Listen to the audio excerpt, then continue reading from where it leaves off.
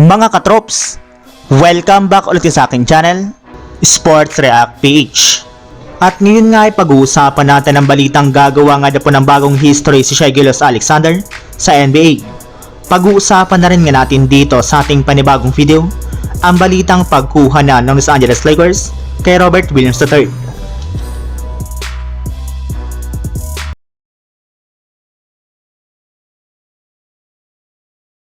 Dahil nga po mga katrops sa magagandang performance ni Shai Gilgeous-Alexander sa mga pagkapanalo ng Oklahoma City Thunder, ay tuluyan na nga po niyang naungusan si Nikola Jokic pagdating sa unang pwesto sa MVP race.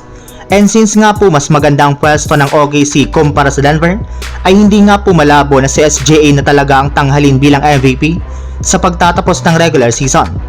Kaya isang napakagandang balita nga po yan para sa kanya. Pero hindi rin naman nga po dyan nagtatapos ang magagandang balita tungkol kay Shai Gilgeous-Alexander, dahil may ibinulgar pa nga pong isang NBA analyst ngayong araw na habang nag-i-improve nga pang laro nito, ay inaasahan nga po na tataas pang lalo ang kanyang makukuhang kontrata sa Oklahoma City Thunder.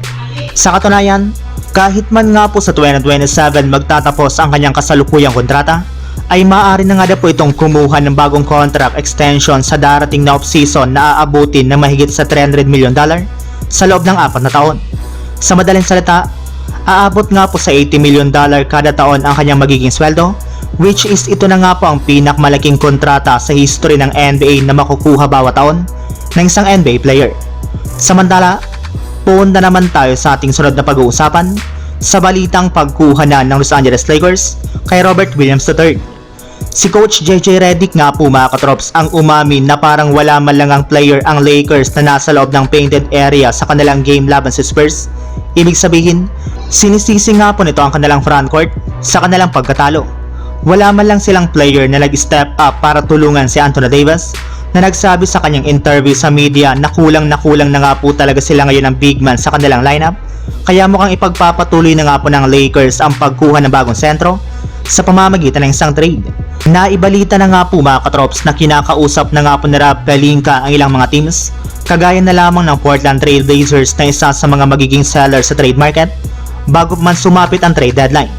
Ayon pa nga po sa labas na balita, posible nga na pong i-offer ng Lakers ang kanilang mga manlalaro na sina Jackson Hayes, Gabe Vincent at isang future first round pick para lamang makuha si Robert Williams III na magagamit nga po nila ngayon agad-agad bilang katandem ni Anthony Davis sa kanilang frontcourt.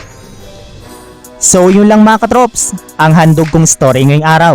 Sana nag-enjoy kayo, please like and subscribe my YouTube channel, Sports React PH, para sa iba pang story at update patungkol sa NBA. Kita-kits muli sa ating susunod na video.